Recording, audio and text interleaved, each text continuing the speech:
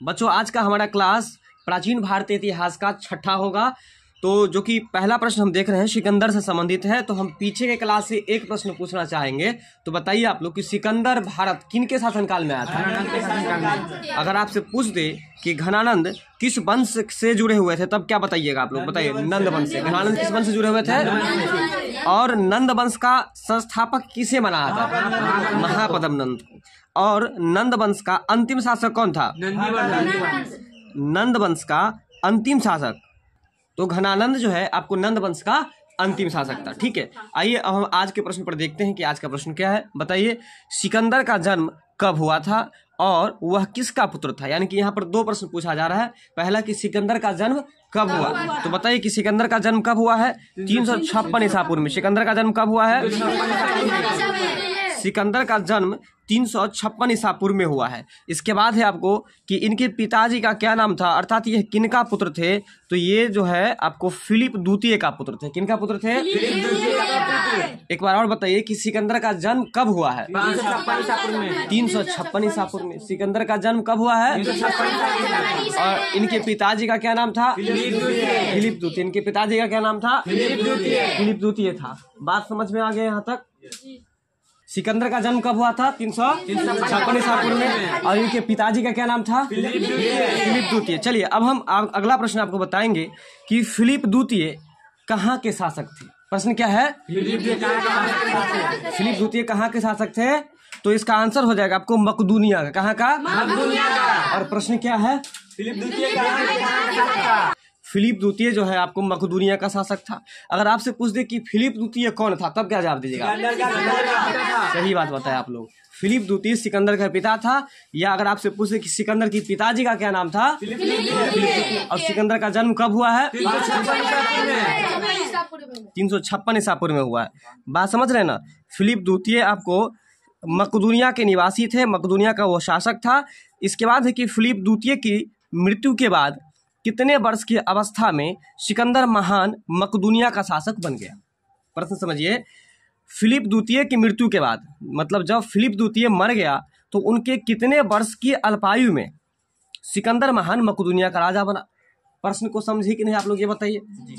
यानी कि फिलिप द्वितीय पिता के मरने के बाद कितने, जो कि सिकंदर के पिताजी थे, वो जब मर गए तो सिकंदर राजा बना। यहाँ से एक प्रश्न पहले हम लोग सीखे, फिर से समझिए। फिलिप द्वितीय का उत्तराधिकारी कौन बना? फिलिप द्वितीय का उत्तराधिकारी कौन बना? सिकंदर बना।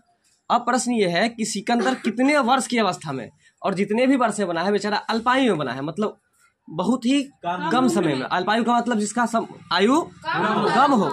बात समझ में आ रहा है ना? अल्पायु का मतलब जिसका आयु कम हो। तो बहुत कम आयु में बने थे। और वो कब बने थे? कितने वर्ष में? 20 वर्ष में। तो मात्र 20 वर्ष में राजा बने थे। यहाँ से एक प्रश्न सीख गया आप लोग कि सिकंदर जो है राजा कितने वर्ष की अवस्था में बने थे? सिकंदर के पिताजी का क्या नाम था? फिलिप द्वितीय की मृत्यु के बाद उनका उत्तराधिकारी कौन बना? सिकंदर किसके शासनकाल में भारत आया? घनानंद किस वंश का अंतिम शासक था? और नंद वंश का संस्थापक कौन था? यहाँ तक क्लियर है? चलिए आगे चलते हम लोग। ठीक है, तो फिलिप द्वितीय की मृत्यु के बाद जब फिलिप द्वितीय मर गए तो कितने वर्ष की अल्पायु में सिकंदर महान मकदूनिया का राजा बना? ठीक है, तो ये भी एक बार हम फोकस जरा करें कि ये जो थे सिकंदर महान, वो कहाँ के राजा बने थे? मकदूनिया के। सिकंदर महान मकदूनिया का राजा बने। यानी कि फिलिप द्वितीय जो था वो मकदूनिया में राजा बने हुए थे। और जब उत्तराधिकारी उसका ये पिताजी का उत्तराधिकारी यानी कि फिलिप द्वितीय का उत्तराधिकारी तो सिकंदर बना है। तो फिलिप द्वितीय कहाँ पर था? मकदूनिया में। तो मकदूनिया का राजा बनेगा वो। तो इसलिए बताइए, एक बार फिर से बताइए कि फिलिप द्वितीय कहाँ का राजा था? और सिकंदर कहाँ पर राजा बना था? ये बताइए। बात कॉन्सेप्ट क्लियर हुआ कि नहीं क्लियर हुआ? चलिए, तो कहाँ गया ये मकदूनिया का शासक? आपको मात्र 20 वर्ष की अवस्थाएं बना है। अगला प्रश्न है आपका कि सिकंदर ने, किसने?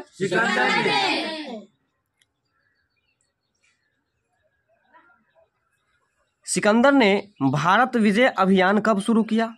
सिकंदर ने भारत विजय अभियान कब शुरू किया? तो 326 ईसा पूर्व में। सिकंदर जो है भारत अभियान कब शुरू किया? अब जरा समझिए। यानी कि सिकंदर जो भारत में आया और वो युद्ध संघर्ष करने के लिए जो आया, तो यहाँ से एक प्रश्न सिंपल वे में ये पूछ रहा है यहाँ पर कि सिकंदर भारत कब आया था। तो आप लोग याद रखिएगा सिकंदर भारत कब आया था। सिकंदर भारत कब आया था, और इसको आप लोग भी कर लीजिएगा। सिकंदर भारत आया था आपको 326 ईसा पूर्व में आया था। या उसी प्रश्न को इस तरह से पूछेगा कि भारत विजय अभियान कब स्टार्ट हुआ। सिकंदर का भारत विजय अभियान कब शुरू हुआ है, 326 ईसा पूर्व में शुरू हुआ है। बात समझ में आया कि नहीं आया। चलिए, सिकंदर की पिताजी का नाम, सिकंदर कहाँ का राजा बना, मकदूनिया का राजा बना। सिकंदर भारत यात्रा कब शुरू किया, और सिकंदर भारत कब आया, बिल्कुल वही बात है। अगला प्रश्न है आपका कि सिकंदर महान के जो मुख्य सेनापति थे, सिकंदर महान के मुख्य सेनापति कौन थे। तो सिकंदर महान के मुख्य सेनापति सेल्यूकस निकेटर थे। सिकंदर महान के मुख्य सेनापति कौन थे, बिल्कुल। इस प्रश्न को भी आया, आप लोग कर लीजिएगा। सिकंदर महान जो सिकंदर महान के मुख्य सेनापति कौन थे, सेल्यूकस निकेटर थे। ठीक है, इसके बाद आपका अगला महान है कि भारत आक्रमण के समय पश्चिमोत्तर भारत के झेलम क्षेत्र पर किसका शासन था। प्रश्न को समझिएगा। जब सिकंदर महान भारत यात्रा किए, कब किए, 326 ईसा पूर्व में, तो सिकंदर महान भारत पर जब आक्रमण करने के लिए आए तो पश्चिम उत्तर का मतलब क्या हुआ, पश्चिम जोर उत्तर, यानी कि भारत के पश्चिमोत्तर क्षेत्र में झेलम क्षेत्र, कौन सा क्षेत्र, झेलम क्षेत्र, भारत के झेलम क्षेत्र पर किनका शासन था। तो देखिए, झेलम क्षेत्र पर आपको पुरु यानी कि पोरस का शासन था। किसका शासन चल रहा था, किन क्षेत्र पर है ये, भारत के पश्चिमी क्षेत्र जो कि झेलम क्षेत्र के नाम से जाना जाता है, और उन क्षेत्रों पर आपको पुरु यानी कि पोरस का शासन चल रहा था।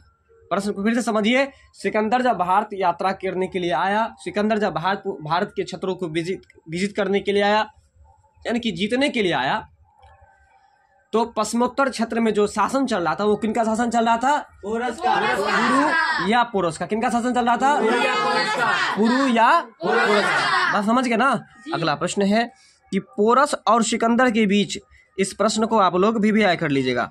पोरस और सिकंदर के बीच जो युद्ध हुआ था, उस युद्ध को किस नाम से हम लोग जानते हैं। तो देखिए, पोरस और सिकंदर के बीच जो युद्ध हुआ था उसको हम लोग हाइडे स्पीज का युद्ध कहते हैं। कौन सा युद्ध कहते हैं, कौन सा युद्ध कहते हैं, फिर से बताइए आप लोग, हाइडे स्पीज का युद्ध कहते हैं। यानी कि पोरस और सिकंदर के बीच जो युद्ध हुआ था उसको हम लोग हाइडे स्पीज का युद्ध कहते हैं। या यदि आपसे प्रश्न ये पूछ दे कि हाइडे स्पीज का युद्ध किन के बीच हुआ था,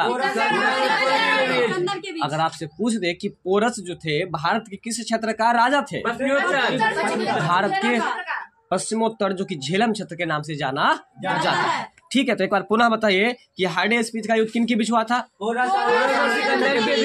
वेरी गुड। अगला प्रश्न है कि हाइडे स्पीज कौन, हाइडे स्पीज का भारतीय नाम यानी कि इंडियन नेम क्या है। तो हाइडे स्पीज का इंडियन नेम आपको जो है वो वितस्तता या झेलम है, वितस्तता या झेलम है। बात समझ रहे हैं ना। ठीक है, तो बताएंगे आप लोग कि हाइडे स्पीज का भारतीय नाम क्या है, झेलम या वितस्ता। बोलिएगा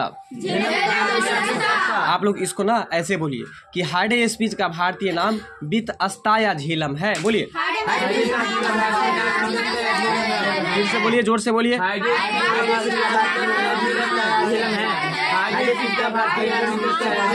चलिए, अब जो है याद रखिएगा कि झेलम जो आप चर्चा अभी सुन रहे थे जो कि भारत के पश्चिमोत्तर क्षेत्र में था, झेलम क्या है, झेलम एक नदी का नाम है। झेलम एक नदी का नाम है, और उस झेलम नदी के क्षेत्र वाले जो भाग होंगे उसको ही झेलम क्षेत्र के नाम से जाना जाता है। और ये भी याद रखिएगा कि झेलम जो है ना, झेलम नदी का ही दूसरा नाम क्या है, तो वितस्ता। क्या है, वितस्ता। झेलम नदी का दूसरा नाम क्या है, लेकिन ये जो झेलम है ना, बात समझ में आ रहा है, ये जो झेलम है ना, ये झेलम हाइडे स्पीच का भारतीय नाम है। ये भी याद रखिएगा, झेलम जो है वो हाइडे स्पीच का भारतीय नाम है। तो एक बार पुनः बताइए आप लोग, और उसको बोलिए, उस लाइन को जरा बोलिए। तो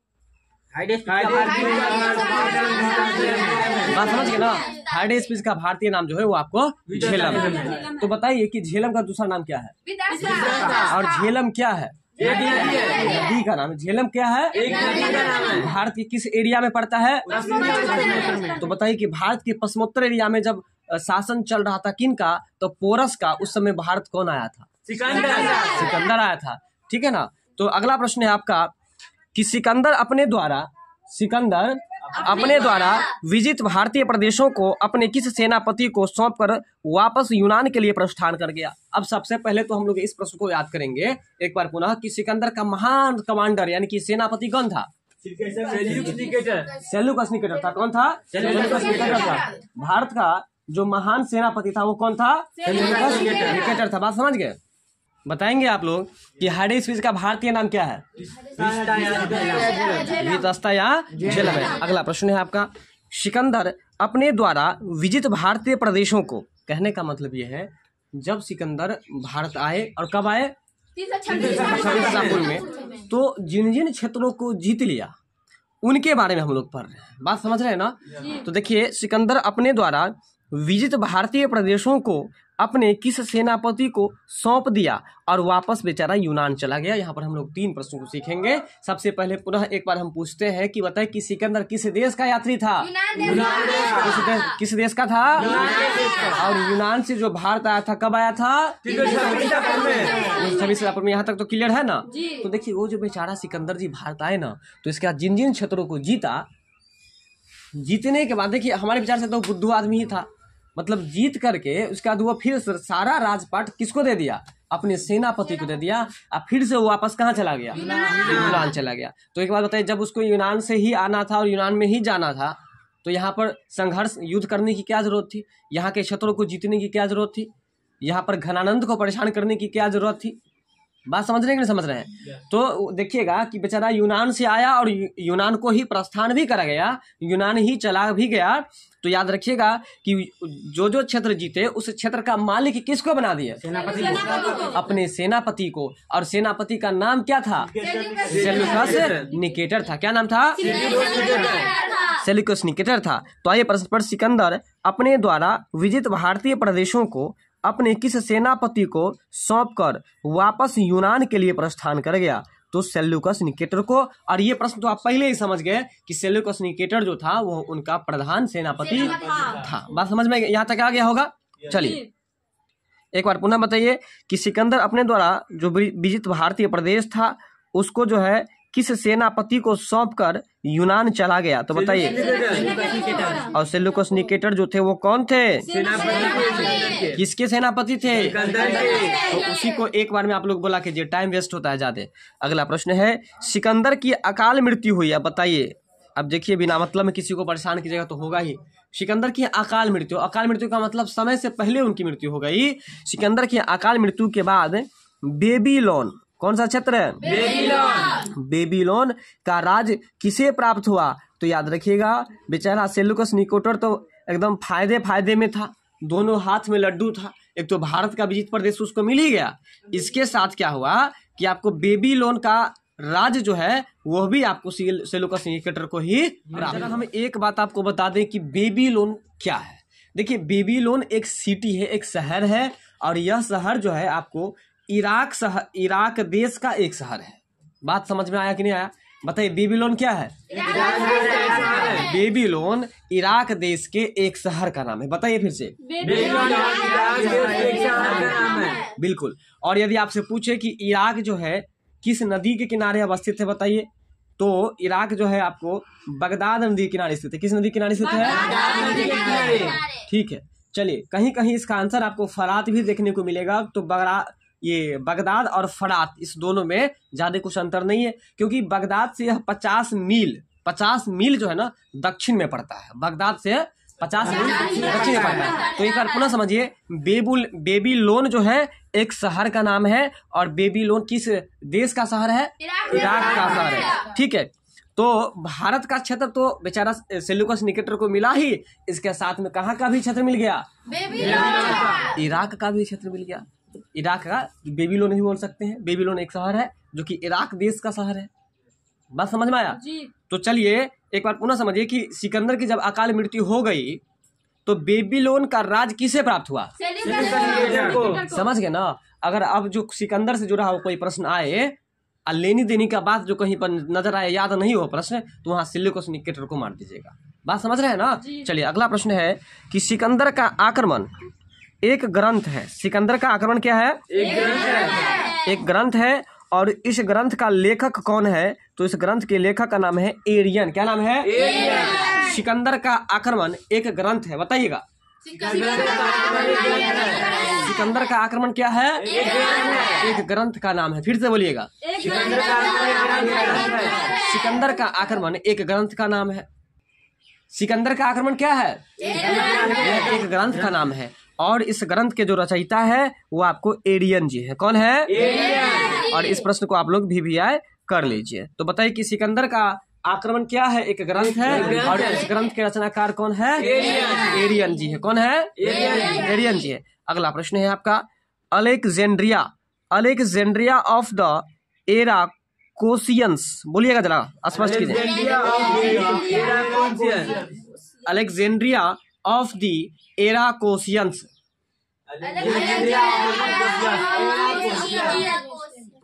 चलिए बोलिए एक बार पुनः बताइए क्या है? तो Alexandria of the Arachosians अर्थात आधुनिक कंधार नगर की स्थापना किसने किया? एक बार फिर से समझिए। अलेक्जेंड्रिया ऑफ द एरिया कोशियंस अर्थात आधुनिक कंधार नगर की स्थापना किसने किया? तो सिकंदर ने किया। किसने किया? पहले इसको याद कीजिए, अलेक्जेंड्रिया वाले को। तो जरा बोलिएगा फटाफट से देख करके।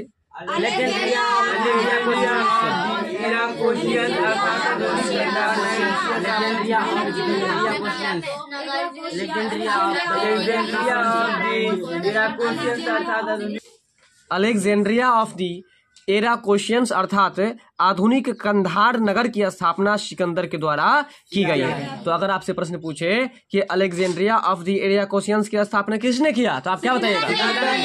अगर आपसे पूछे कि आधुनिक कंधार नगर की स्थापना किसने किया, तो एक बार पुनः बता दीजिए कि सिकंदर भारत कब आया था।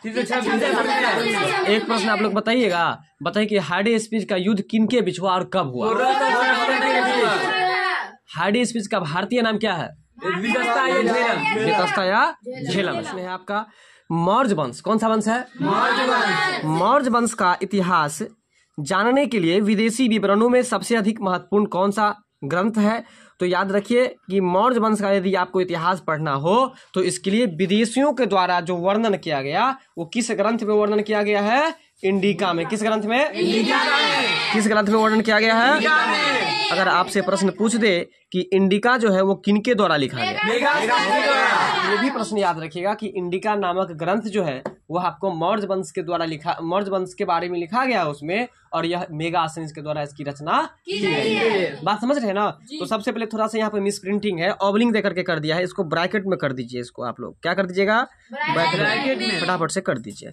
चलिए, और याद रखिएगा कि इंडिका जो पुस्तक है या इंडिका जो ग्रंथ है वह विदेशियों के द्वारा लिखा गया है। और किन विदेशियों के द्वारा लिखा गया है? किन विदेशियों के द्वारा लिखा गया है?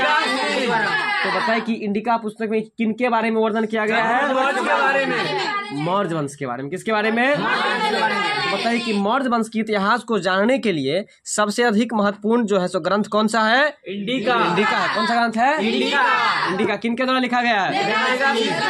मेगास्थनीज किस देश का यात्री था? बताइए। यूनान का। किस देश का यात्री था? यूनान का। सिकंदर किस देश का यात्री था? बोलिए नहीं, वो भी यूनान का ही यात्री था। अगला प्रश्न है, मौर्य साम्राज्य का संस्थापक कौन था? देखिए, मौर्य साम्राज्य का संस्थापक चंद्रगुप्त मौर्य थे। कौन थे? चंद्रगुप्त मौर्य। बोलिए इसको 2-3 बार बोलिए कि मौर्य साम्राज्य का संस्थापक चंद्रगुप्त मौर्य थे। मौर्य साम्राज्य का संस्थापक कौन थे? चंद्रगुप्त मौर्य। अगर आपसे हम पूछे कि मौर्य साम्राज्य के इतिहास के बारे में किस ग्रंथ में लिखा गया है? इंडिका में। इंडिका किनके द्वारा लिखा गया है? मेगास्थनीज किस देश के यात्री थे? Very good. अगला प्रश्न है कि चंद्रगुप्त का जन्म कब हुआ है? चंद्रगुप्त का जन्म कब हुआ है? तो देखिए, इनका जन्म जो है आपको 345 ईसा पूर्व में हुआ है। अगला प्रश्न है कि इनके माताजी का क्या नाम था? तो देखिए, इनके माताजी का नाम था मूरा। क्या नाम था? मूरा। कैसा नाम है? अच्छा नाम है ना? मूरा नाम था। क्या नाम था? मूरा। मूरा। चंद्रगुप्त मौर्य का जन्म जो है आपको कब हुआ है? 345 में। बिल्कुल फंसना नहीं है आप लोग को। देखिए, सिकंदर का जन्म 356 में हुआ था। सिकंदर का जन्म कब हुआ था? 357 में। वही चंद्रगुप्त मौर्य का जन्म जो हुआ था 345 ईसा पूर्व में। कब हुआ था? 345 ईसा पूर्व में। और चंद्रगुप्त मौर्य के माता जी का क्या नाम था बताइए? ठीक है, चलिए तो इसको भी याद रखना आसान है। इसके बाद आपका अगला प्रश्न है, चंद्रगुप्त मौर्य ने शिक्षा कहाँ प्राप्त किया था? ठीक है, चंद्रगुप्त मौर्य जो है वो शिक्षा कहाँ प्राप्त किए थे? और तक्षशिला विश्वविद्यालय वर्तमान में कहाँ पर अवस्थित है? पाकिस्तान में है। चंद्रगुप्त मौर्य जो है अपना शिक्षा जो ग्रहण किए थे वो आपको तक्षशिला में ग्रहण किए थे। तक्षशिला वर्तमान में आपको पाकिस्तान में। यहाँ तक समझ में आ गया? ठीक है, तो आप याद रखिए। इसका अगला प्रश्न है कि तक्षशिला में, कहाँ पर? तक्षशिला में चंद्रगुप्त जी के गुरु जी कौन थे? तो देखिए तक्षशिला में शिक्षक के बारे में पूछा जा रहा है कि तक्षशिला में जब चंद्रगुप्त जी अध्ययन कर रहे थे उस समय तक्षशिला के गुरु यानी कि चंद्रगुप्त मौर्य के गुरु जिनकी मदद से उसने एक विशाल सेना तैयार किया। बताइए कि पहले के शिक्षक भी कैसे थे जो देश को जीतने के लिए जो है ना वो आपको सेना तैयार कर दिए। किनको? चंद्रगुप्त मौर्य। ठीक है, तो तक्षशिला में चंद्रगुप्त के शिक्षक कौन थे जिनकी मदद से उसने एक विशाल सेना तैयार कर लिया? तो उनका नाम था आपको चाणक्य। क्या नाम था? अगर आपसे प्रश्न पूछ दे कि चाणक्य किस विश्वविद्यालय के शिक्षक थे, आचार्य थे? और चंद्रगुप्त के गुरु कौन थे? चाणक्य। सिंपल वे में ये बात हम समझ गए। इसी को बहुत लंबा कर दिया और परीक्षा में ऐसा नहीं पूछता है इतना लंबा करके, है ना। लंबा कर दिया कि जब चंद्रगुप्त मौर्य तक्षशिला विश्वविद्यालय में पढ़ रहे थे उस समय उनके शिक्षक कौन थे जो सेना तैयार कर दिए थे, है कि नहीं? तो इसका आंसर हो जाएगा चाणक्य। या सिंपल में बस इतना समझिए कि चंद्रगुप्त के गुरु का क्या नाम था? बात समझ में आ रहा है ना? चंद्रगुप्त मौर्य कहाँ पर अध्ययन किए थे? चलिए अब आपका अगला प्रश्न है, राजा बनने से पहले चंद्रगुप्त का पहला अभियान। प्रश्न क्या है जरा बोलिएगा? राजा बनने से पहले चंद्रगुप्त का पहला अभियान किस राज्य के विरुद्ध था? यानी कि जब राजा नहीं बना और अभियान शुरू किया तो उसका पहला ही अभियान होगा ना। तो इस प्रश्न को देखिए कितना घुमाया। सीधा सीधा ये कहता कि चंद्रगुप्त का पहला अभियान किसके विरुद्ध था? चंद्रगुप्त का पहला अभियान किसके विरुद्ध था? तो ये हो जाएगा इसका आंसर आपको मगध है। चंद्रगुप्त का पहला अभियान मगध के विरुद्ध था। किसके विरुद्ध था? बताइए कि मगध जो साम्राज्य था उसकी राजधानी कहाँ थी और उस वंश के संस्थापक कौन थे? क्या इसका आंसर हो जाएगा? देखिए हम अभी प्रश्न आपसे क्या पूछे, देखिए मगध साम्राज्य का जो राजधानी था वो गिरिब्रज या राजगिरी था और इसके संस्थापक आपको बिंबिसार जी थे। ठीक है, आइए प्रश्न पर कि राजा बनने से पहले चंद्रगुप्त का पहला अभियान मगध के विरुद्ध था, लेकिन चंद्रगुप्त मगध में जब आक्रमण करने के लिए गया बेचारा सफल नहीं हो सका, अर्थात वह असफल हो गया। क्या हो गया? असफल हो गया। तो बताइए सफल का विलोम क्या होगा? सफल का विलोम असफल। तो बताइए अगर आपसे कोई पूछे कि चंद्रगुप्त जब पहला युद्ध करने के लिए गया भारत में और वो भी किसका अभियान? मगध का। मगध पर जब हमला करने के लिए गया तो वह जीता कि हार गया? हार गया। तो बताइए चंद्रगुप्त का पहला अभियान जीता कि हार गया? हार गया। चंद्रगुप्त का पहला अभियान किस राज्य के विरुद्ध था? मगध की राजधानी गिरिब्रज या राजगिरी। चलिए तो राजा बनने के पहले चंद्रगुप्त का पहला अभियान किस राज्य के विरुद्ध था? मगध के विरुद्ध था, जो कि असफल रहा है। इस प्रश्न को भी आप लोग भी कर लीजिए। अगला प्रश्न है कि राजा बनने के पहले चंद्रगुप्त का पहला सफल अभियान कौन सा था? अब देखिए मजा आ गया, थोड़ा इंटरेस्ट आ गया इस प्रश्न में कि यदि पहला अभियान था जिसमें बेचारा हार गया तो वो कौन सा अभियान था? तो मगध अभियान था। मगध पर वो हमला किया था लेकिन जीत नहीं सका। लेकिन दूसरा क्या प्रश्न आया कि पहले राज्य का नाम बताइए जिसको वो पहली बार जीता था। तो बताइए पहले राज्य का नाम क्या है जिसको पहले बार जीता था? वो तो पंजाब और सिंध। पंजाब और सिंध। हाँ, पंजाब और सिंध। और वह किसको पराजित किया था? तो यूनानियों को पराजित किया था। किसको पराजित किया था? प्रश्न फिर से समझिएगा। राजा बनने के पहले चंद्रगुप्त जो है आपको पहला सफल अभियान किस राज्य के विरुद्ध किया था? तो पंजाब और सिंध के विरुद्ध किया था। किसके विरुद्ध किया था? पंजाब और सिंध के विरुद्ध किया था। जबकि इस अभियान में किन्हें पराजित किया था? इस अभियान में उसने है ना, उसने किन्हें पराजित किया था? तो उन्होंने यूनानियों को पराजित किया था। किसको पराजित किया था? ठीक है, तो चंद्रगुप्त का पहला अभियान किसके विरुद्ध था? पहला अभियान किसके विरुद्ध था? मगध के विरुद्ध था। लेकिन वो जीत सका कि हार गया? तो बताइए कि उनके द्वारा जीता गया पहला अभियान कौन किसके विरुद्ध था? पंजाब और सिंध के विरुद्ध था। और वह किसको पराजित करके तब जाकर के पंजाब और सिंध को जीता था? यूनानियों को। किसको? यूनानियों को। अगला प्रश्न है, किसके विरुद्ध सफलता ने चंद्रगुप्त मौर्य को, किसको? चंद्रगुप्त मौर्य को संपूर्ण उत्तरी भारत का स्वामी बना दिया। करा कि किसके विरुद्ध सफलता ने, किसके खिलाफ सफलता ने चंद्रगुप्त मौर्य को उत्तरी भारत का, प्रश्न को समझिए। तो किसके विरुद्ध सफलता ने चंद्रगुप्त मौर्य को संपूर्ण उत्तरी भारत का स्वामी बना दिया? तो याद रखिएगा कि घनानंद के विरुद्ध। किसके विरुद्ध? धनानंद के विरुद्ध जो है चंद्रगुप्त मौर्य को संपूर्ण उत्तरी भारत का स्वामी बना दिया। यानी कि संपूर्ण उत्तरी भारत का मालिक किसे बना दिया गया? घनानंद को। संपूर्ण उत्तरी भारत का मालिक किसे बना दिया गया? सॉरी, एक मिनट, चंद्रगुप्त को बना दिया। किसको बना दिया गया? और किसने बनाया, किसके विरुद्ध बनाया था? तो घनानंद के विरुद्ध बनाया था। अगला प्रश्न है कि चंद्रगुप्त मौर्य कौन? चंद्रगुप्त मौर्य मगध के गद्दी पर कब बैठा? ठीक है, चंद्रगुप्त मौर्य जो है मगध के गद्दी पर कब बैठा? तो याद रखिएगा, ये भी प्रश्न बहुत ही वीवीआई है। चंद्रगुप्त मौर्य मगध के गद्दी पर 322 ईसा पूर्व में बैठा। कब बैठा? ठीक है, चंद्रगुप्त मौर्य मगध की गद्दी पर 322 ईसा पूर्व में बैठा। इसके बाद है चंद्रगुप्त मौर्य का राजा यानी कि राज्याभिषेक किसने किया? वो जो राजा बने वो जो है आपको राज्याभिषेक किसने किया? चाणक्य ने किया। अब बताइए चंद्रगुप्त मौर्य के गुरुजी का क्या नाम था? चंद्रगुप्त मौर्य के गुरुजी का नाम चाणक्य था। तो वो चंद्रगुप्त मौर्य जी कहे, गुरुजी ऐसा कीजिए, हम राजा बनने वाले हैं और आप उद्घाटन में जरूर आइए, और वो उनसे ही उद्घाटन भी कर पाए। तो याद रखिएगा कि चंद्रगुप्त मौर्य के गुरुजी का क्या नाम था? और चंद्रगुप्त का राज्याभिषेक यानी कि राजा कौन बनाया चंद्रगुप्त को? चाणक्य बनाया। बात समझ में आया कि नहीं आया? तो ये याद रखिएगा। अगला प्रश्न है, सेल्यूकस निकेटर। बताइए, मुझे लगता है कि आपको ये चीज याद हो गया होगा कि सेल्यूकस निकेटर कौन था और कहाँ का यात्री था? सिकंदर का सेनापति था। सिकंदर का महान सेनापति था। सेनापति तो बहुत था उनके पास, लेकिन महान सेनापति था या प्रधान सेनापति था, और यह जो सो यूनान का यात्री था। ठीक है, तो सेल्यूकस निकेटर जो है आपको चंद्रगुप्त मौर्य के दरबार में किसे अपना राजदूत नियुक्त किया था? प्रश्न समझिएगा। सेल्यूकस निकेटर ने चंद्रगुप्त मौर्य के दरबार में, सेल्यूकस निकेटर ने चंद्रगुप्त मौर्य के दरबार में अपना राजदूत किसे बनाया था? मेगास्थनीज को। किसे बनाया था? सेल्यूकस निकेटर ने चंद्रगुप्त मौर्य के दरबार में अपना राजदूत किसे बनाया था?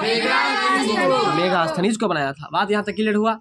मेगास्थनीज को। तो अगर आपसे कोई पूछे कि बताए कि सेल्यूकस निकेटर जो है चंद्रगुप्त मौर्य के दरबार में अपना राजदूत किसे बनाया था?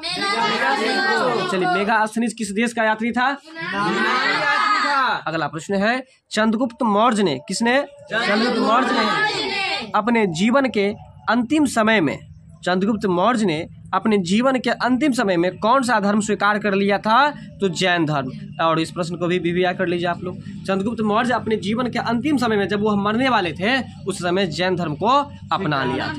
बात समझ में आया ना? तो बताइए कि जैन धर्म का 24वां तीर्थंकर कौन था? प्रश्न है आपका, श्रवणबेलगोला। बोलिएगा क्या है? और आगे जाने से पहले तो हम एक बात आपको बता दें कि श्रवणबेलगोला आपको कर्नाटक में है। कहाँ पर है? कर्नाटक में है। श्रवणबेलगोला में चंद्रगुप्त की मृत्यु कब और किस कारण से हो गई? फिर से समझिए, चंद्रगुप्त मौर्य की मृत्यु कहाँ पर हुई? श्रवणबेलगोला में। और श्रवणबेलगोला किस राज्य का एक जगह है? कर्नाटक का एक जगह है। और वहाँ पर मृत्यु उनका कब और किस कारण से हुई? तो याद रखिएगा, चंद्रगुप्त मौर्य की मृत्यु 298 ईसा पूर्व में हुई, और उनकी मृत्यु उपवास से हो गई। उपवास समझते हैं ना? व्रत करना, फास्टिंग करना, सहना, ठीक है ना? उपवास करने से उनकी मृत्यु हो गई है। तो जिसे जैन परंपरा में संलेखना कहा जाता है। क्या कहता है? उपवास को जैन परंपरा में संलेखना कहा जाता है। क्या कहता है? बताइए कि चंद्रगुप्त मौर्य जीवन के अंतिम समय में कौन सा धर्म अपना लिया था? और जैन धर्म में उपवास को क्या कहते हैं? चंद्रगुप्त मौर्य की मृत्यु कब हुई? 298 ईसा पूर्व में। चंद्रगुप्त मौर्य की मृत्यु 298 ईसा पूर्व में हुई। उसको 3 बार बोलिए फटाफट से। चंद्रगुप्त मौर्य की मृत्यु 298 ईसा पूर्व में। चलिए अब ये बोलिए, चंद्रगुप्त मौर्य की मृत्यु श्रवणबेलगोला में हुई। चंद्रगुप्त मौर्य की मृत्यु श्रवणबेलगोला में। बात समझ रहे हैं ना? तो चंद्रगुप्त मौर्य की मृत्यु श्रवणबेलगोला में कब हुई है? 298 ईसा पूर्व में हुई है। और किस कारण से हो गई है? उपवास को जैन धर्म में क्या कहा जाता है? Very good. लास्ट का 2 प्रश्न बचा हुआ है। इससे पहले आपको बता दें, वीडियो आपको अच्छा लगे तो लाइक शेयर सब्सक्राइब जरूर कीजिएगा। आइए आपका अगला प्रश्न है कि बिंदुसार मगध के गद्दी पर कब बैठा? बिंदुसार मगध के गद्दी पर कब बैठा? तो देखिए, बिंदुसार मगध के गद्दी पर 298 ईसा पूर्व में बैठा है। यानी कि इस यहाँ से एक बात स्पष्ट हो गया कि चंद्रगुप्त के बाद है ना, मगध के गद्दी पर जो है सो बिंदुसार बैठा है। कौन बैठा है? बिंदुसार। देखिए अब यहाँ एक चीज और क्लियर जरा आप लोग को हो जाइए कि बिंदुसार जो बैठे हैं मगध के गद्दी पर किनके बाद? चंद्रगुप्त मौर्य के बाद। तो इसलिए यहाँ पर आप क्या कीजिएगा, चंद्रगुप्त को बिंदुसार से जोड़ लीजिए और सोच लीजिए कि चंद्रगुप्त के पुत्र का क्या नाम था? बिंदुसार। पहले चलता था ना राजतांत्रिक, मतलब राजा का बेटा ही राजा बनेगा, राजा का बेटा ही राजा बनेगा। बस समझ में आ रहा है? तो इसलिए याद रखिएगा कि राजा का बेटा राजा बनेगा, यानी कि चंद्रगुप्त मौर्य के पुत्र का क्या नाम था? बिंदुसार। तो बताइए, जब चंद्रगुप्त की मृत्यु अकाल नहीं जब हो गई उपवास के दौरान 298 ईसा पूर्व में, तो मगध के गद्दी पर उनका बेटा ही न बैठेगा। तो चंद्रगुप्त मौर्य के बेटा का क्या नाम था? बिंदुसार। तो बिंदुसार मगध के गद्दी पर कब बैठा? अब प्रश्न क्लियर हुआ कि नहीं? तो वही बात है, 298 बेचारा के पिताजी मर गए और 298 वहाँ का वो राजा बन गए। बात क्लियर हुआ? तो बताइए कि बिंदुसार कौन था? बिंदुसार चंद्रगुप्त मौर्य का पुत्र था, बेटा था। अगला प्रश्न है, वायु पुराण में, किस पुराण में? वायु पुराण में बिंदुसार को क्या कहते हैं? वायु पुराण में बिंदुसार को क्या कहते हैं? बताइए आप लोग, क्या कहते हैं? भद्रसार या वारिसार? क्या कहते हैं? वायु पुराण में बिंदुसार को क्या कहते हैं? इस प्रश्न को भी आप लोग भी कर लीजिएगा, है ना। वायु पुराण में बिंदुसार को क्या कहते हैं? भद्रसार या वारिसार कहते हैं। इससे आगे हम लोग क्लास 7 को लेकर के अगली वीडियो में उपस्थित होंगे। तब तक के लिए धन्यवाद। वीडियो अच्छा लगे तो लाइक शेयर और सब्सक्राइब जम करके कर दीजिएगा। मिलते हैं हम लोग अगली वीडियो में। जय हिंद, जय भारत।